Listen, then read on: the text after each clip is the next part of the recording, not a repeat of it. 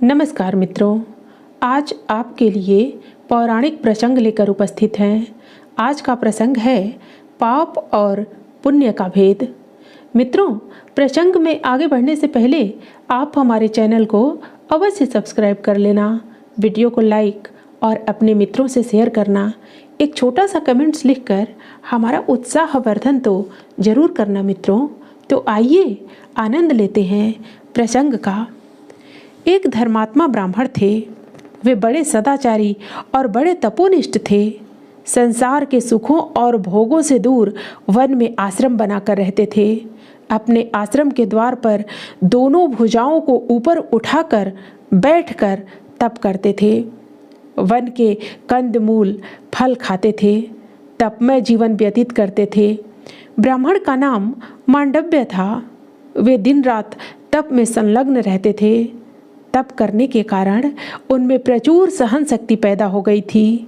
प्रभात के पश्चात का समय था। सूर्योदय हो चुका था।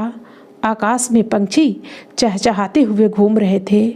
मांडव्य अपने आश्रम के द्वार पर बैठकर भुजाओं को ऊपर उठाए हुए तप में संलग्न थे। सहसा नगर की ओर से आकर कुछ चोर मांडव्य के पास खड़े हो गए। मांडव्य आंखें बंद किए हुए बैठे थे। चोरों के पास चोरी का धन भी था। वे इधर उधर देखने लगे और अपने छिपने के लिए उचित स्थान ढूंढने लगे। चोरों को मांडव्य का आश्रम सूना दिखाई पड़ा। उन्होंने सोचा कि क्यों ना आश्रम के भीतर छिप कर बैठा जाए। बस फिर क्या था, चोर आश्रम में छिप कर बैठ गए।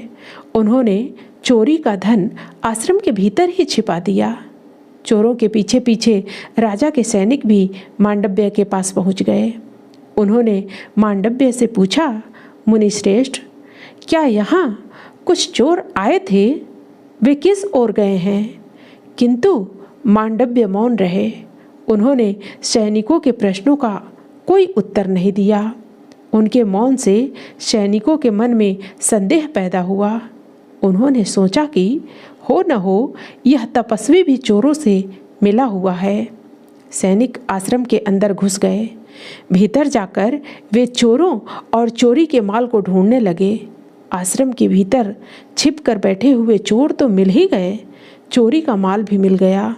अब सैनिकों के मन में बिल्कुल संदेह नहीं रहा। उन्होंने निश्चित रूप से समझ लिया कि अवश्य तपस्वी भी चोरों से मिला हुआ है। अतः उन्होंने चोरों के साथ मांडव्य को भी बंदी बना लिया और राजा के सामने उपस्थित किया। राजा ने सब कुछ सुनकर चोरों के साथ ही साथ मांडव्य को भी सूली पर चढ़ाने की आज्ञा दे दी। चोर तो सूली पर चढ़ाए जाने के तुरंत बाद ही मर गए, किंतु मांडव्य सूली पर भी जीवित रहे। धीरे धीरे कई महीने बीत गए, किंतु मांडव्य बिना खाए पिए ही सूली पर जीवित रहे। यह समाचार राजा के कानों में पड़ा। वह मांडव्य के पास उपस्थित हुआ और श्रद्धा प्रकट करता हुआ बोला, मुनिश्रेष्ठ, मैं निरपराध हूँ। मुझे आपके संबंध में कुछ भी पता नहीं था। राजा की बात सुनकर मांडव्य ने कहा, हाँ राजन, तुम्हारा कुछ भी दोष नहीं है।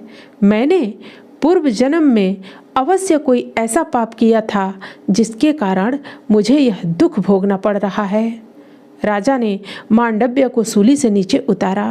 उन्होंने उनके शरीर में चुभे हुए सूलों को निकालने का प्रयत्न किया, पर आधे सूल तो बाहर निकले, आधे भीतर ही टूटकर रह गए।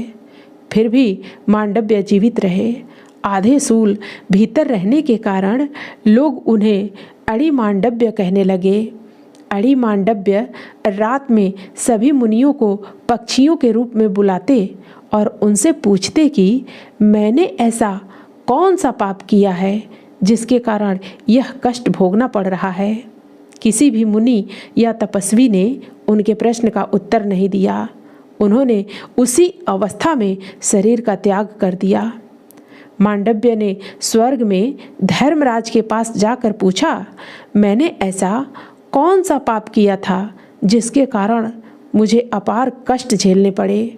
धर्मराज ने उत्तर दिया, तुमने एक सीख से 3 पतिंगों की हत्या कर दी थी। उसी के कारण तुम्हें यह कष्ट झेलना पड़ा है। मांडव्य ने पुनः दूसरा प्रश्न किया। मैंने सीख से जिन पतिंगों की हत्या की थी उस समय मेरी अवस्था क्या थी? धर्मराज ने उत्तर दिया, उस समय तुम्हारी अवस्था 8-9 वर्ष की थी। मांडव्य ने पुनः कहा, शास्त्रों में लिखा है कि 12 वर्ष की अवस्था तक बालक अबोध होता है।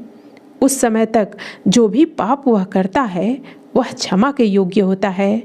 तुमने मुझे जो दंड दिया था वह शास्त्र के विरुद्ध है। अतः मैं भी तुम्हें शाप देता हूँ कि तुम्हें मृत्यु लोक में शूद्र के घर में जन्म लेना पड़ेगा। मांडव्य का शाप सत्य सिद्ध हुआ। उनके शाप के ही कारण धर्मराज ने विदुर के रूप में दासी के गर्भ से जन्म धारण किया था। विदुर भगवान के भक्त थे, ऊंचे विचारों के थे और पांडवों के बड़े हितैषी थे। किंतु यह बात तो सत्य है ही कि वे नीच कुल के समझे जाते थे। मित्रों, फिर मिलते हैं अगली प्रस्तुति में नई कहानी के साथ। धन्यवाद।